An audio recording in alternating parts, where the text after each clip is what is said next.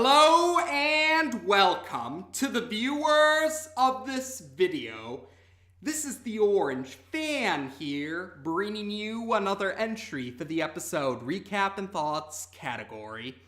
This video will be dedicated to the Funimation dub of episode 52 of Dragonball Super. We begin this episode with Bulma continuing to make the necessary repairs for the time machine with the help of her dad, her son, her present son to be more specific, and the Pilaf gang. Vegeta is continuing to train in the gravity room, and Beerus and Whis are continuing to investigate Goku Black's energy signature. More specifically, they're trying to figure out whose energy signature Goku Black's energy signature reminded them of. Future Trunks wakes up from a nightmare and he goes to check on the progress of the time machine repairs. Bulma tells him that the time machine repairs should take a day, so everything should be ready by tomorrow. And she also assures him that she has all the help that she needs for the repairs. So Future Trunks goes to talk to Piccolo and Krillin, who are still fixing up the yard after the duel of the Gokus. Future Trunks questions the two about Gohan, and they tell him that Gohan has now become a scholar and really isn't much of a warrior these days. And Future Trunks tells the two of them about how the Gohan of his timeline was his, Future Trunks' mentor. We even get to see some flashbacks from the History of Trunks TV special, but they're not reused from that TV special. The scenes are actually newly made or newly animated to match the art style of Dragon Ball Super. They also tell him that Gohan should be finishing up his job as Gohan should be finishing up teaching at the university that he teaches at pretty soon. So Future Trunks, at the suggestion of Piccolo and Krillin, goes to pay Gohan a visit. Future Trunks has a map with him, but when he sees the university, he's also reminded of his timeline's counterpart of the university.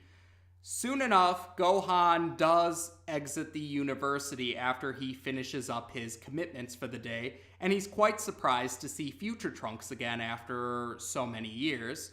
So Future Trunks and Gohan proceed to hang out for the rest of the day. First, they go get some ice cream at a park, but afterwards, Gohan brings Future Trunks to his house, where he introduces Future Trunks to Videl and Pan, and Future Trunks gets to formally meet Hercule, since Future Trunks was aware of Hercule because of the Cell games, but this is the first time that the two of them are actually having a conversation. Over the course of the visit, Future Trunks sees what Piccolo means when Piccolo said that Gohan left the ways of the warrior behind him. And at first, Future Trunks isn't impressed with Gohan or how Gohan doesn't seem to be as powerful as he was during the time of the Cell games. But near the end of the visit, Future Trunks realizes that this is the happiest he's ever seen Gohan, and he starts to imagine what life would have been like for him and his loved ones if Goku Black hadn't arrived and created another apocalypse in his timeline. And Future Trunks even says that, or to himself, he says to himself that his visit with Gohan gave him a much clearer perspective on his mission. So after sharing a nice dinner with Gohan, Videl, Pan, and Hercule, Future Trunks bids them farewell and heads back to Capsule Corporation. Although Gohan and Videl realize that they never got around to questioning Future Trunks about what he was doing in this timeline. Eventually, Future Trunks has returned to Capsule Corporation.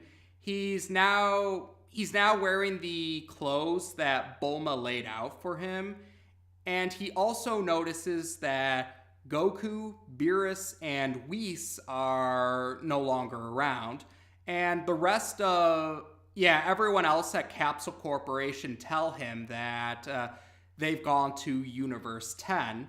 It turns out that the individual whose energy signature reminded,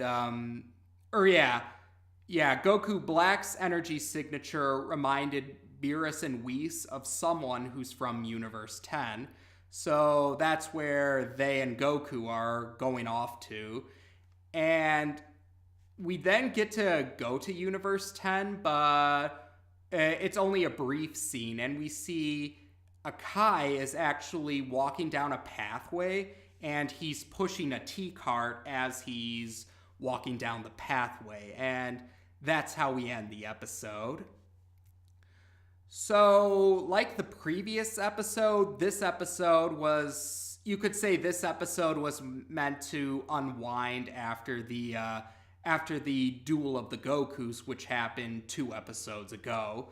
And while I didn't dislike the previous episode, I do prefer this episode as far as the two unwind.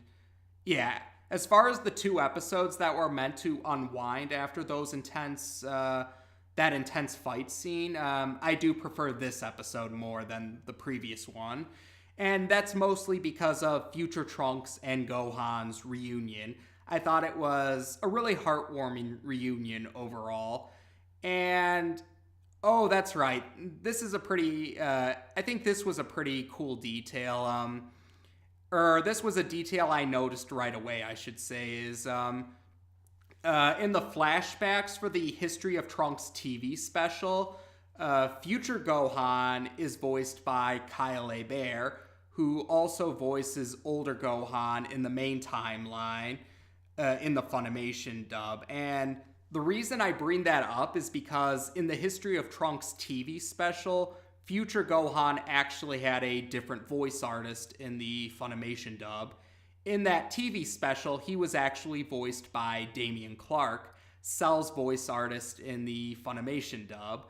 But this time around, he has the same voice as his older main timeline counterpart, Kyle Bear, who also voiced future Gohan in the video games. And that makes sense. I understand why they went down that particular route, because whether it's the main timeline Gohan or the alternate timeline Gohan, they're both still different versions of Gohan. So I understand why they would both have the same voice artist when they're both older versions of the character.